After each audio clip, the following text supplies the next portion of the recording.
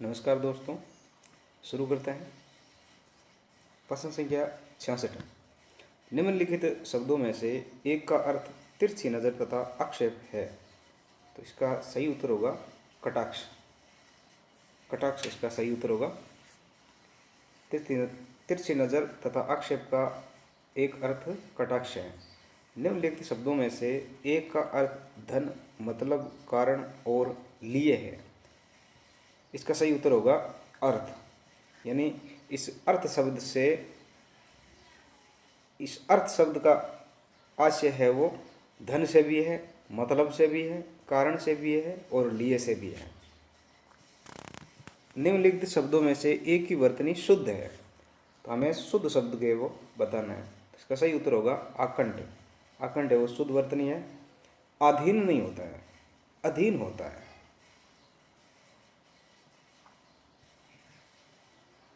अकस्मात नहीं होता है, अकस्मात होता है, अकस्मात।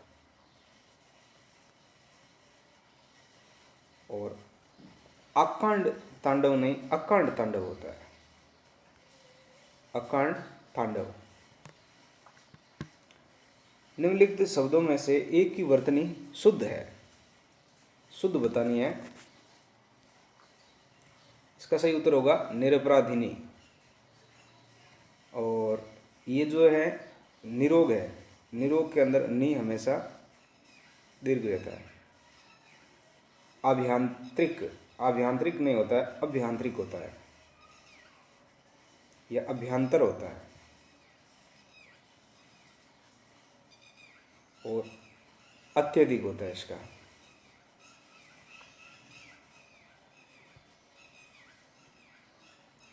निम्नलिखित वाक्यों में से एक में विशेषण का प्रयोग नहीं हुआ है। विशेषण वो होते हैं जो संज्ञा और सर्वनाम की विशेषता बताते हैं। तो इसके अंदर एक सेंटेंस ऐसा है जिसके अंदर विशेषण का प्रयोग नहीं हुआ है। पहला है, दोनों बच्चे बहुत भूखे थे। भूखे, दोनों बच्चे बहुत भूखे थे, तो यहाँ भूखा है वो संज्ञा शब्द है और संज्ञा की विशेषता बता रहा है, मतलब बहुत भूखे थे। भूखे थे कितने? बहुत ज़्यादा भूखे थे। माँ ने गर्मा गर्म खाना बनाया। खाना कैसा बनाया? गर्मा गर्म। बच्चों ने खाना खाया। माँ ने कहा और रोटी लो। रोटी लो, और मतलब थोड़ी और लो, तो इसकी भी ये विशेषता बता रहा है, जबकि इसके अंदर कोई विशेषण है वो प्रयोग नहीं हुआ है। तो विकल्प नंबर हमारा 3 है वो इसका सही उत्तर होगा। बच्चों ने खाना खाया। बच्चों ने खाना खाया वाक्य में एक भी विशेषण का प्रयोग नहीं हुआ है, जबकि अन्य वाक्यों में बहुत गर्मा गर्म तथा आदि विशेषण है। निम्नलिखित वाक्यों में से कौन सा वाक्य अशुद्ध है? शास्त्री जी की मृत्यु से हमें बड़ा दुख हुआ है, इसका सही उत्तर होगा 1 नंबर। मुझे ये काम संभव नहीं है, मुझसे ये काम संभव नहीं है। नेक्स्ट है, प्राय ऐसे अवसर आते हैं जिसमें लोगों को अपना मत बदलना पड़ता है। किसी आदमी को कानपुर भेज दो। चलिए ठीक है। देवता का पर्यायवाची शब्द है वो बताना है हमें।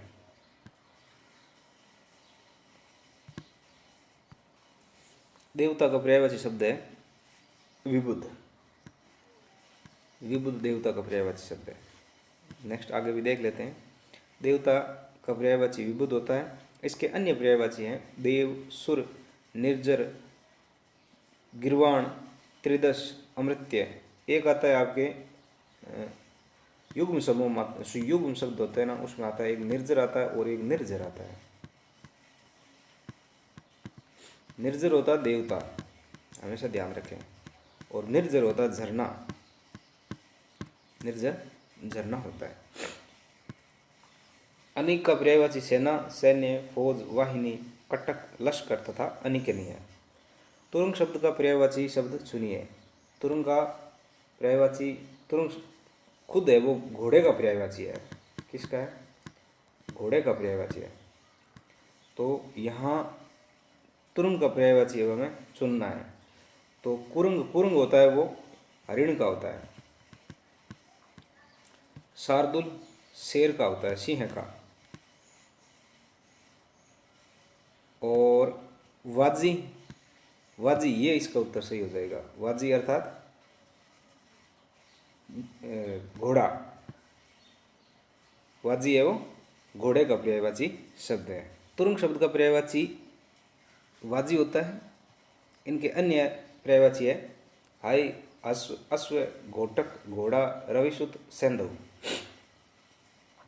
शार्दूल शब्द का पर्यायवाची शेर, हरि, केहरी, चित्रक, मृगराज, वनराज, केसरी, सिंह, मृगेंद्र, व्याघ्र, केशी, नखायुध, वनहरि, मृगारी, बहुबल और नाहर होता है।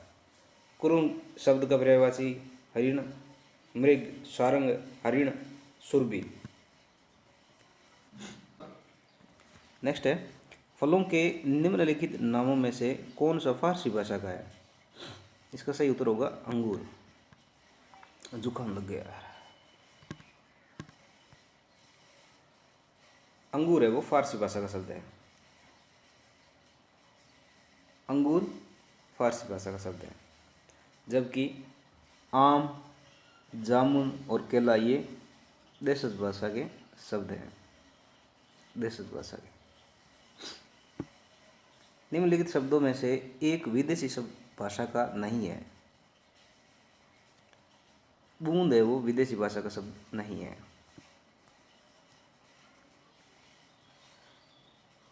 औरत है वो अरबी का है। और बाकी कमीज पुर्तगाली है और गमला भी पुर्तगाली शब्द है।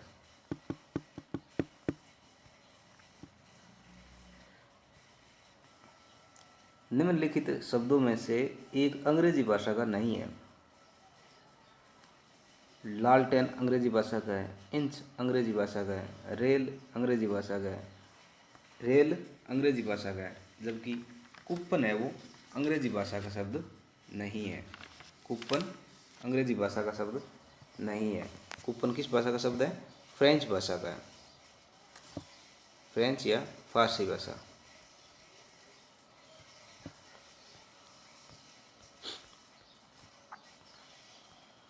कूपन फ्रेंच या फारसी भाषा का शब्द है, जबकि लालटेन, रेल तथा इंच अंग्रेजी भाषा के शब्द हैं। इनमें से कौन सा शब्द तद्भव है? तो इसका सही उत्तर होगा पावस। पावस है वो तद्भव शब्द है। ओरस, ओरस है वो तत्सम शब्द है। दिगंत तत्सम शब्द है। पाश भी तत्सम शब्द है। अन्य सभी दिगंत, औरत तथा पाश, ओरस, अन्य सभी दिगंत, ओरस तथा पाश तत्सम शब्द है। निम्नलिखित में से कौन सा शब्द तद्भव है? इसका सही उत्तर होगा डी, मंजीठ है वो इसका तद्भव शब्द है। बाकी देख लेते हैं। किवाड़, किवाड़ तद्भव शब्द है, इसका तत्सम होगा कपाट। घड़ा तद्भव शब्द है, इसका तत्सम होगा घट। मंजीठ तद्भव शब्द है, इसका तत्सम होगा मंजिष्ठ। और तमोली तद्भव शब्द है, इसका होगा तत्सम तांबुलिका। निम्नलिखित शब्दों में से एक का अर्थ नौका है। तरणी, तरुण, तरुणी, तरुण।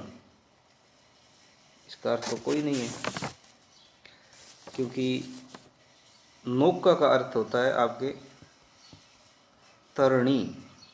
बड़ा नहीं है वो, बड़ा आता है, उसका अर्थ होता है नौका। युग्म शब्द में आते हैं ये। जब तरणी आता है एक तरफ और एक तरफ आता है तरणी, छोटा आता है। इसके इस तरणी का अर्थ होता है नौका और इस तरणी का अर्थ होता है सूर्य। जबकि विकल्प के अंदर तरणी शब्द कहीं दिए हुए नहीं है, इसलिए इसमें बोनस दिया हुआ है। तरुणी तो मतलब युवती का होता है। तरुण युवा, जवान उसका होता है, जबकि तरण का मतलब होता है पार करना। नौका का पर्यायवाची तरणी होता है। नाव, डोंग, पतंग, जलयान, तरी, बेड़ा, वन वाहन, नैया आदि नौका के अन्य पर्यायवाची है। तरुणी का पर्यायवाची युवती, सुंदरी, यौवनवती, प्रमदा तथा रमणी आदि होता है। तरुण का पर्यायवाची युवा, युवक तथा जवान होता है। माफी चाहता हूँ, आज रात को लग गया जुकाम। निम्नलिखित शब्दों में से एक का अर्थ ऐतराज है। एक का अर्थ ऐतराज है, इसका सही उत्तर होगा आपत्ति। आपत्ति इसका सही उत्तर होगा। आपत्ति, मुझे आपत्ति है, मुझे ऐतराज है। ऐतराज शब्द का पर्यायवाची आपत्ति है, जबकि आफत, आपदा, विपदा, मुसीबत, विपत्ति, संकट आदि एक दूसरे के पर्यायवाची है।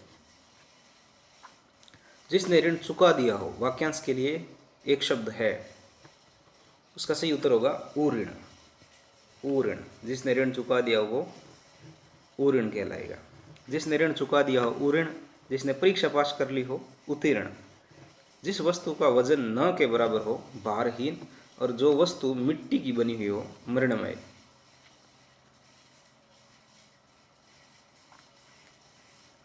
अगला है, निम्नलिखित युग्मों में से विलोम की दृष्टि से एक युग्म अशुद्ध है। देखते हैं। उन्मुख विमुख सही है, रित अनरित सही है, गत अनागत सही है, मंद द्रुत ये भी सही है, इसका भी सब सही है। गत का प्रत्यागत भी होता है। परिश्रम का विलोम शब्द है, परिश्रम का विलोम शब्द है विश्राम। विश्राम। और विश्रांत का विलोम शब्द है क्लांत। क्लांत।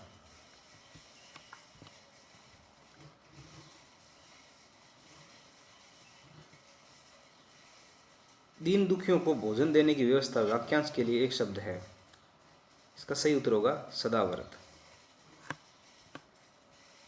दीन दुखियों को भोजन देने की व्यवस्था सदाव्रत कहलाती है।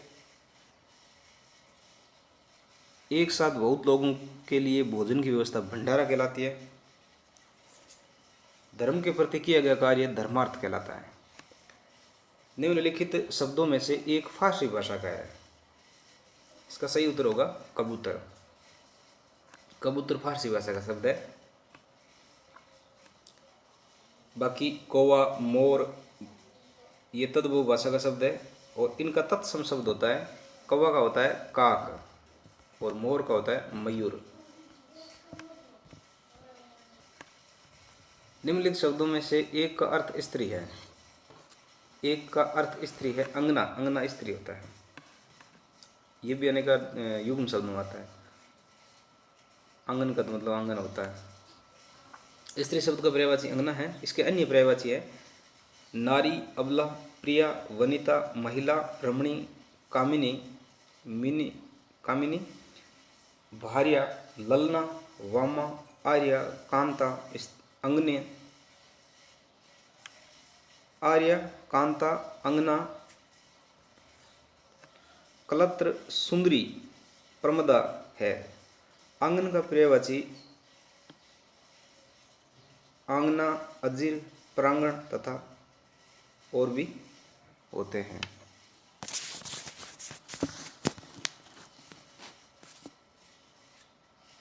अगला है मुहावरे एवं लोकोक्तियां। दीर्घ सूत्री का अर्थ है धीमी गति से कार्य करने वाला, यानी लंबे समय तक जो टिक सके। पोबारे होने का अर्थ है मजे में रहना, कि उसकी तो पोबारे हो रखी है। आंख फेरना मुहावरे का अर्थ है पहले जैसा प्रेम नहीं रहना। आंख का काजल चुराना मुहावरे का अर्थ है सामने या पास की वस्तु चुरा लेना। चलिए, बाकी बचे हुए क्वेश्चन अगले वीडियो में लेकर आऊँगा। तब तक के लिए इसको देखिए, बार बार देखिए, पहले की वीडियो देखिए, और मिलते हैं एक नई वीडियो के साथ। तब तक के लिए नमस्कार, जय हिंद।